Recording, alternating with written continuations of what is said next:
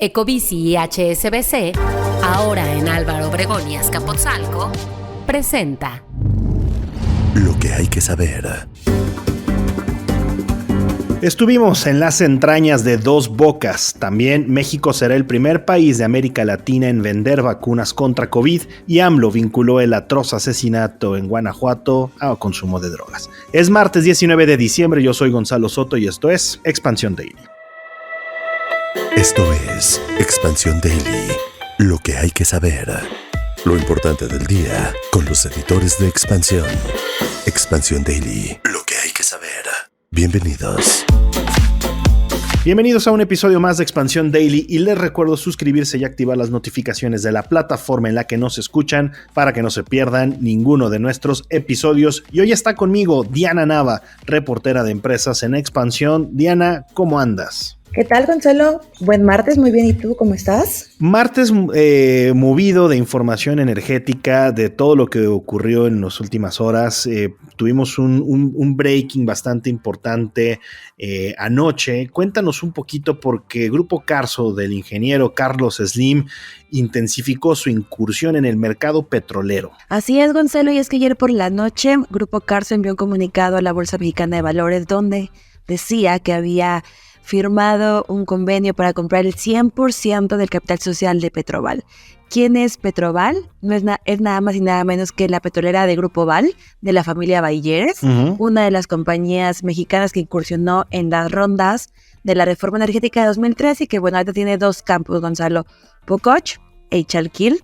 Son dos campos de quien posee el 50% de la participación y bueno, son ya campos productores de petróleo. Y como bien decías tú, con esto Grupo Carso intensifica su presencia en el mercado energético. Es una compra valuada en $530 millones, ¿correcto? Así es, Gonzalo, $530 millones y bueno, estos dos campos producen alrededor, en conjunto, cerca de 12,000 barriles diarios de petróleo. Y hace unas semanas, quizás hace unos meses ya también, Grupo Carso hizo el 50% de la filial mexicana de Talos Energy, que es una de las compañías privadas que descubrió el megayacimiento Zama, que si recordamos, Gonzalo, es un yacimiento que se estaban peleando, por decirlo así, Pemex y las compañías privadas. Sí. Pemex es el operador y ahora también Carso está dentro de ese negocio. Y el ingeniero Slim entonces aumenta la apuesta en el mercado petrolero nacional.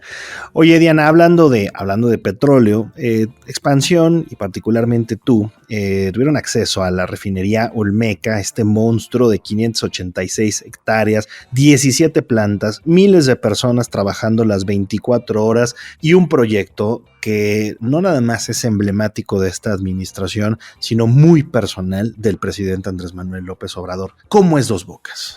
Dos Bocas, Gonzalo, como les decía, es un monstruo. Es de estar dentro, es ver un proyecto y ver infraestructura de tamaño gigante. Tuvimos acceso hace unas semanas. La construcción parece prácticamente terminada en lo que tiene que ver con la superficie, pero hay dos cosas que me llaman mucho la atención.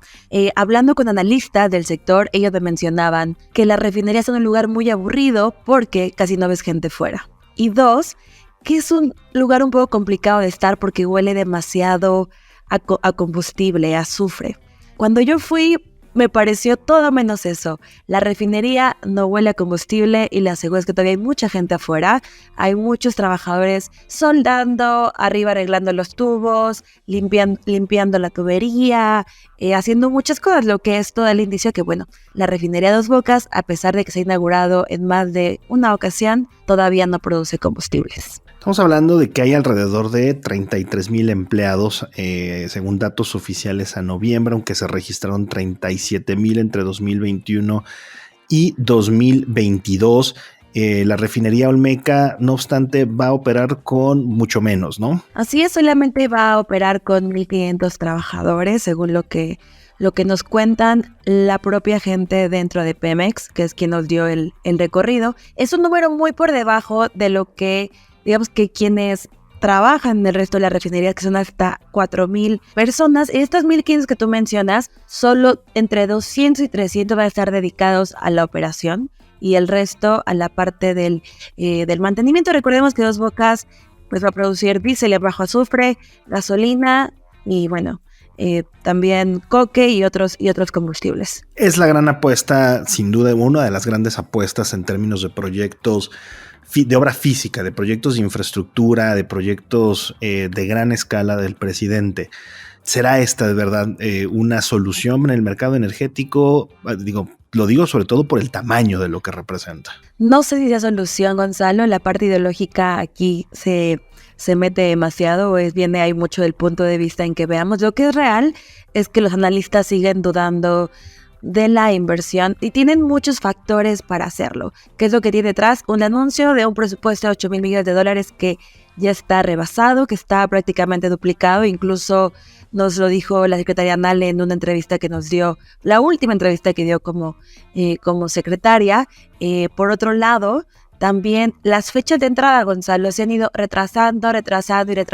Uh-huh. Los analistas con quienes hablamos nos decían que en el mejor de los escenarios va a producir hasta mediados del año próximo, cuando el presidente salga de funciones. Como tal, la fecha dentro de Pemex también se va cambiando, dentro de la Secretaría de Energía también se va cambiando. ¿Sea la solución? No lo sé, quisiera decírtelo. Primero tenemos que esperar a ver si la refinería va a operar. Y yo nada más para dejar unos datos de salida de este tema, Diana, y poner, digamos, en cifras por qué decimos que es un monstruo. Se utilizaron 74,214 toneladas de varilla de acero para construir Dos Bocas. Hay 3,270 kilómetros de tuberías, 23,986 kilómetros de cable. Y dentro parece una ciudad. Dentro es una ciudad. Están las avenidas. ¿Hay Oxxo? No hay Oxxo, pero hay una avenida que se llama la Cuarta Transformación. Okay. Así te lo voy a dejar. Y para moverse dentro de la refinería hay que ir en auto porque son realmente distancias muy, muy largas. Totalmente. Eso sí, todo muy impecable, todo muy limpio, todo muy nuevo, y hay algunos trabajadores de Pemex operando dentro de las oficinas. Perfecto, Diana, pero bueno, vámonos ahora con la siguiente información, porque México será el primer país de América Latina en vender vacunas contra COVID. Pfizer y Moderna ya listan llegada, distribución y venta de vacunas contra esta enfermedad que nos mandó a un confinamiento durante demasiado tiempo, y bueno, se prevé que miles de dosis de ambas vacunas lleguen a nuestro territorio antes de que termine del año. Así nos lo cuenta nuestra colega Dulce Soto. Así es, Gonzalo, y es que a casi 4 años de que inició la pandemia, no lo puedo creer, ya casi 4 años, ya se van a listar y se van a vender aquí las vacunas. Recordemos que hace unas semanas se dio pues ya el permiso para la comercialización y van a llegar a México de manera muy rápida. La primera parte de las dosis de Pfizer llegaron el viernes 15 de diciembre, es decir, el viernes pasado, y pues bueno, las de Moderna ya están alistándose para embarcarse y pues bueno, para que lleguen al país antes de que cierre el año. En un primer momento, las vacunas estarán disponibles en hospitales estatales, federales y privados de al menos 10 estados, pero todavía falta para que las farmacéuticas sellen los convenios con las instituciones que han requerido los insumos y también fijen el precio final de cada dosis. Ahora sí es tiempo récord en lo que llegaron estas vacunas. Es apenas unas semanas después de que recibieron la aprobación de la autoridad sanitaria. Y bueno, 2 razones, Diana. La primera es que la COFEPRIS exentó a los laboratorios de tramitar el permiso de importación, y también las farmacéuticas tienen una amplia capacidad ya de producción de vacunas que se fortaleció justo en los años COVID. Así es, Gonzalo, esas ya son creo las 2 vacunas que más populares han sido, las primeras que fueron también aprobadas por la Organización Mundial de la Salud. Ahora creo que lo que viene el tema va a ser la logística, y no sé tú, pero yo me pregunto también cuál será el precio.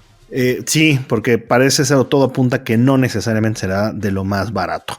Pero bueno, por cierto, antes de cambiar de tema, en Health Café, que es el podcast de Salud de Expansión, hicimos 2 episodios sobre enfermedades de invierno, la importancia de las vacunas después de la pandemia. Así que terminando este episodio pueden ir a escucharlos en esta misma plataforma en donde están oyendo el Daily.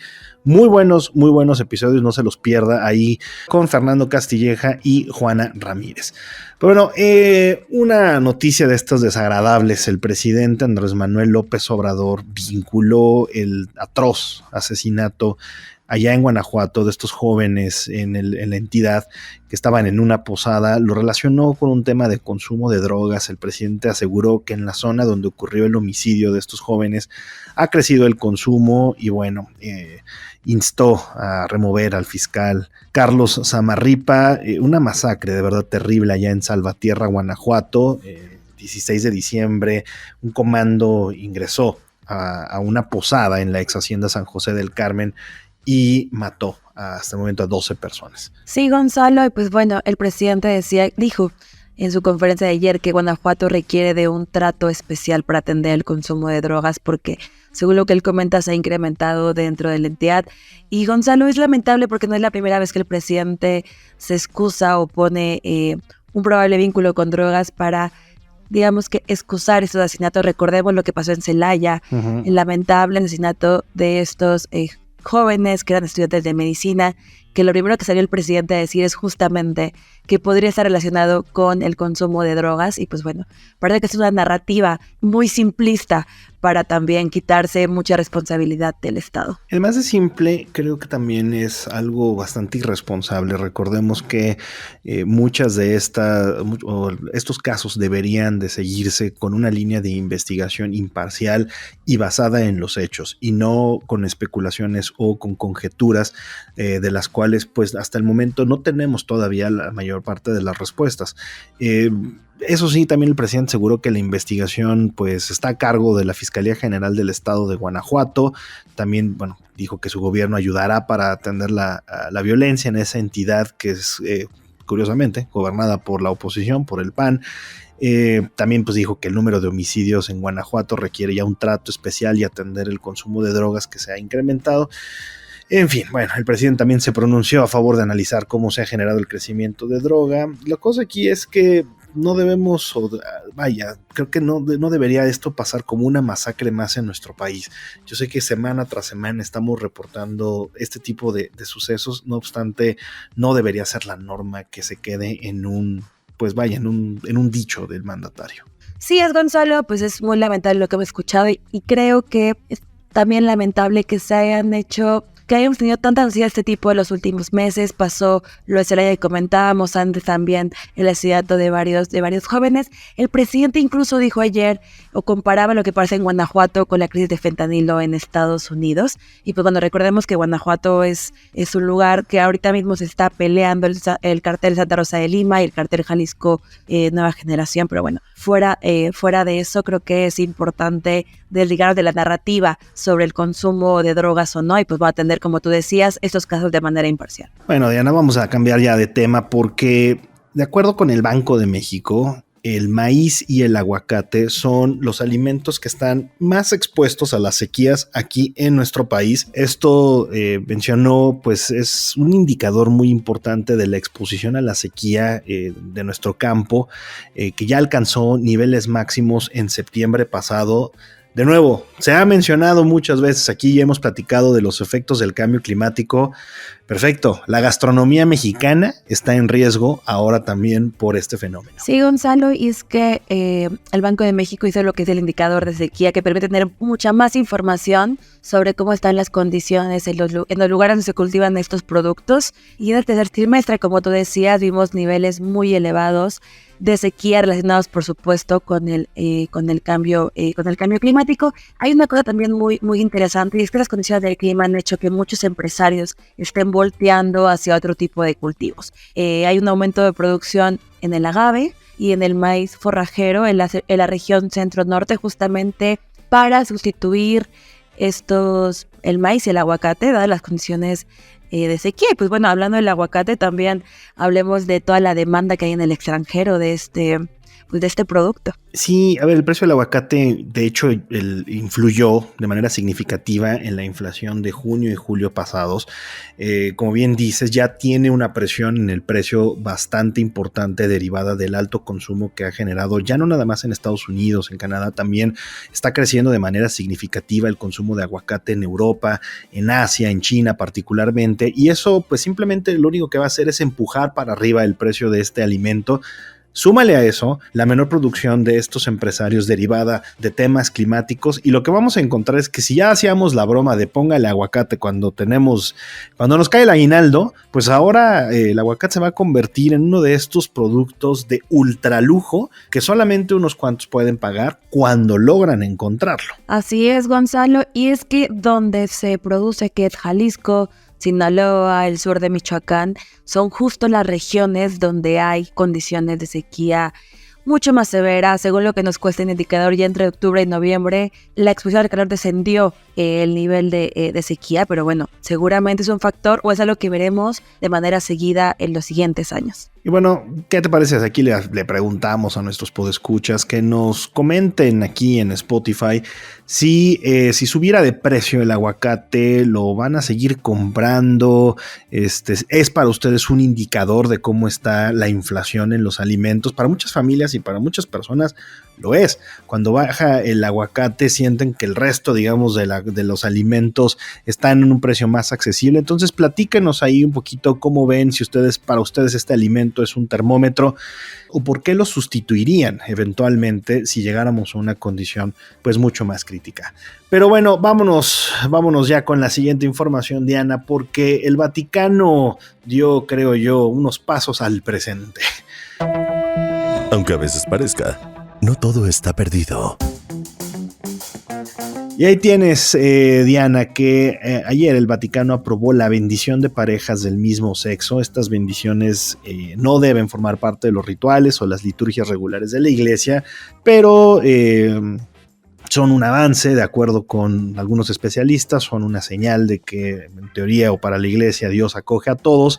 Al final creo que también es ir abriendo un poquito las puertas hacia cierta normalización. Estamos muy, muy lejos de que haya, digamos, esta condición de equidad que requerimos todas y todos en cualquier circunstancia de la vida. Sí, Gonzalo, como tú decías, el Vaticano dio unos pasos hacia el presente. Esto, por supuesto, va a poner mucha presión con la parte conservadora, con el núcleo conservador de la Iglesia Católica, pero bueno, así con esta decisión lo que hace el Papa Francisco es continuar con el proceso de apertura de la Iglesia, lo que él denomina como periferias sociales, culturales y geográficas. Y pues bueno, también esto se suma a otras medidas que ha habido antes, ¿no? Como la luz verde o como esta aprobación para que los sacerdotes puedan también bautizar a las personas transexuales. Correcto, y bueno, es también la primera vez que la Iglesia abre el camino de forma tan clara a la bendición de parejas del mismo sexo.